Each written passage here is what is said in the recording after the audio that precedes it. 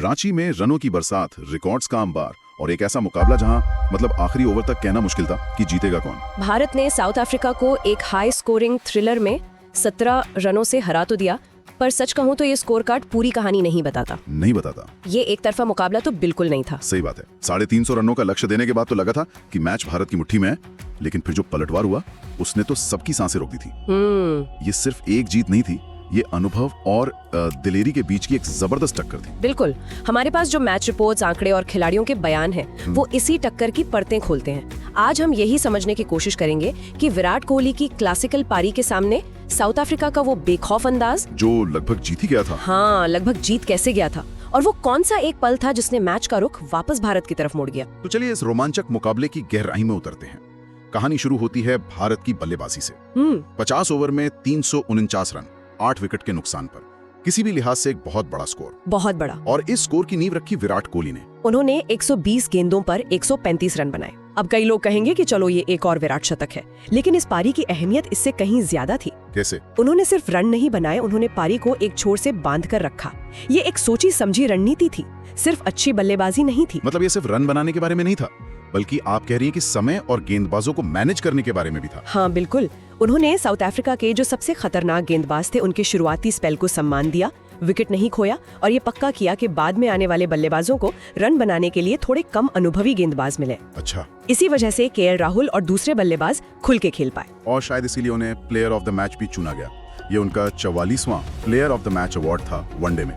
ये आंकड़ा अपने आप में कमाल है। ये कमाल का आंकड़ा है, और ये सिर्फ ये नहीं बताता कि कोहली कितने मैच जिताते हैं, बल्कि ये भी दिखाता है कि वो बड़े स्कोर बनाने के बाद अक्सर टीम को जीत की रेखा के पार ले जाते हैं। सही। वो सिर्फ व्यक्तिगत रिकॉर्ड के लिए नहीं खेलते, उनकी पारियां मैच का नतीजा तय करती हैं।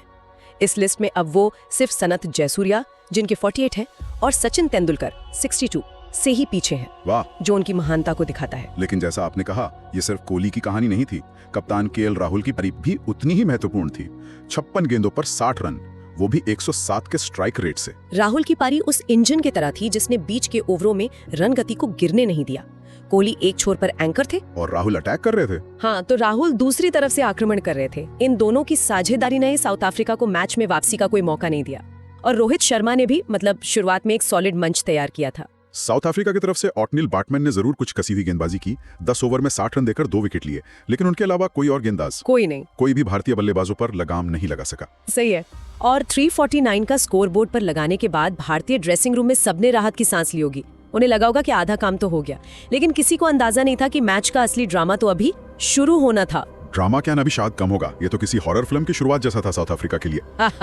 बिल्कुल। 350 का पीछा करते हुए स्कोर था 11 रन पर 3 wicket. Reeza Hendricks, Quinton de Kock, Aiden Markram, सारे बड़े नाम वापस पवेलियन में। उस मोड़ पर 99% लोग तो टीवी बंद कर देते हैं। मैंने भी यही सोचा था। सबको लगा कि भारत ये मैच 150-200 रनों के बड़े अंतर से जीतने वाला है, लेकिन यहीं पर इस मैच ने इतिहास रचा। कौन सा इतिहास? साउथ अफ्रीका वनडे क्रिकेट के इतिहास की पहली टीम बनी जिसने 15 रन से कम पर 3 विकेट खोने के बाद 300 से ज्यादा का स्कोर बनाया। क्या बात कर रही है? 11 पर 3 से 332 तक पहुंचना ये कोई मामूली बात नहीं है। ये उनकी लड़ने की मानसिकता को दिखाता है। वाकई ये तो अविश्वसनीय है। इससे पहले क्या रिकॉर्ड था, कुछ आइडिया है? हाँ, इससे पहले 2019 में पाकिस्तान ने इंग्लैंड के खिलाफ 6 रन पर 3 विकेट खोने के बाद 297 रन बनाए थे। अच्छा। तो साउथ अफ्रीका ने उस प्रदर्शन को भी कहीं पीछे छोड़ दिया। ये दिखाता है कि उन्होंने कितनी असाधारण वापसी की। तो इस वापसी की कहानी लिखी किसने? कौन थे वो खिलाड़ी जिन्होंने हारी हुई बाजी को लगभग पलट ही दिया था? इसकी शुरुआत हुई मैथ्यू ब्रिट्सके से।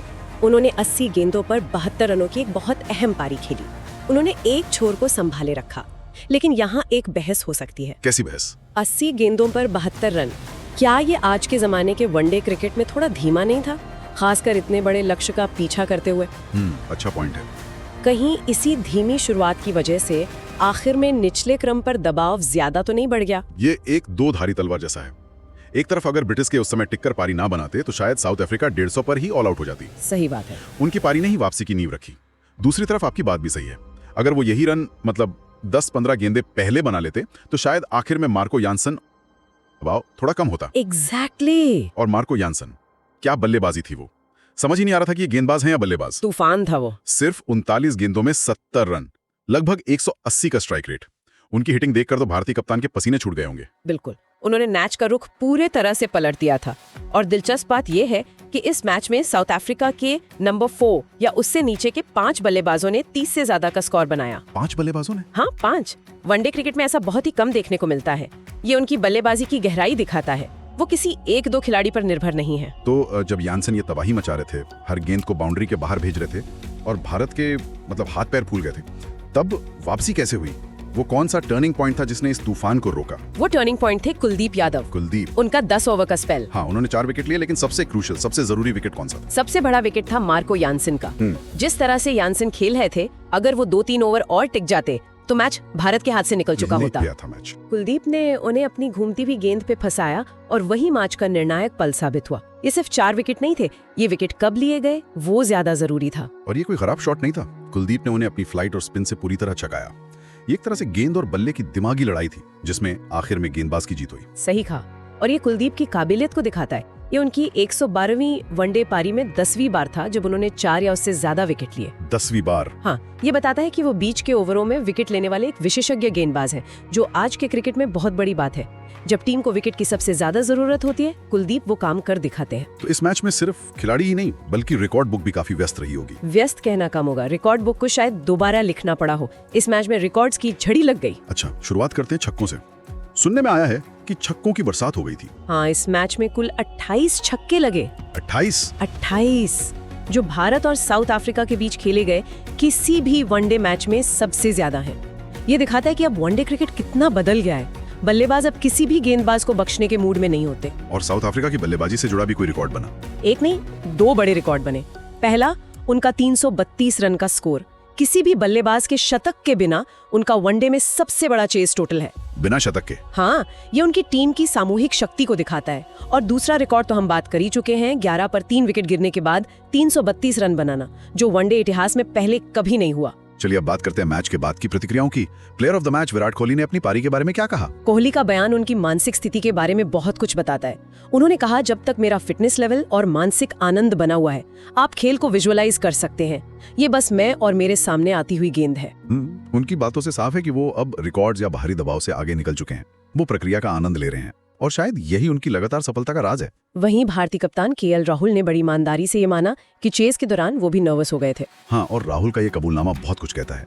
एक तरफ ये एक कप्तान की ईमानदारी दिखाता है, लेकिन दूसरी तरफ ये इस बात का भी संकेत देता है कि शायद डेथ ओवर्स में भारत का प्लान भी उतना मजबूत नहीं था। अच्छा, मार्को यानसन के हमले ने भारतीय टीम को चौंका दिया था और ये आने वाले मैचों के लिए एक सबक हो सकता है। ये एक दिलचस्प पहलू है। अब हारने वाले कप्तान एडन मार्करम की बात करते हैं। जाहिर है वो निराश होंगे। उनकी बातों में निराशा और गर्व का एक मिलाजुला भाव था। उन्होंने कहा, ये विश्वास कभी नहीं खोना कि हम कुछ भी कर सकते हैं। सबसे ज्यादा हमारे टॉप ऑर्डर ने निराश किया। तो उन्होंने हार का ठीकरा टॉप ऑर्डर पे फोड़ा। हाँ, वो जानते हैं कि मैच हारने की मुख्य वजह टॉप 3 बल्लेबाजों की नाकामी की, लेकिन उन्होंने अपनी टीम की लड़ने की भावना की तारीफ भी की। बिल्कुल। उनका ये कहना कि टीम में जिस तरह वापसी की वो काबिले तारीफ है।